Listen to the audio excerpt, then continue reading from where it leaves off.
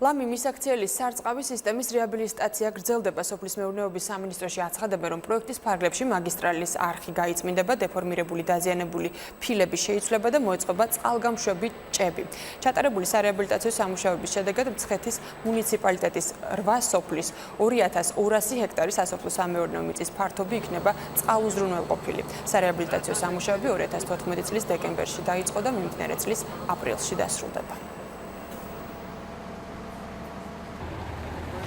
ლამი მისაქციელის სარწყავი არხი, რომელიც ფაქტობრივად ფუნქცია დაკარგული იყო, დღესდღეობით დასრულების შემდეგ უზრუნველყოფს 2200 ჰექტარ ტერიტორიას. სამუშაოები კომპლექსური ხასიათის არის, ხორციელდება ნაშხებეტონის სამუშაოები, იწმინდება გამანაწილებელი არხები, მოეწყობა წყალგამშვები ჭები. რამოდენიმე ხნის წინ ვერანაირად წარმოვიდგენდა ისეთ სარეაბილიტაციო სამუშაოების მიმდინარეობას, რაც დღეს ხდება. ეს ის სამუშაოა, რომელიც მთელ სოფლის მეურნეობას დააყენებს ფეხზე.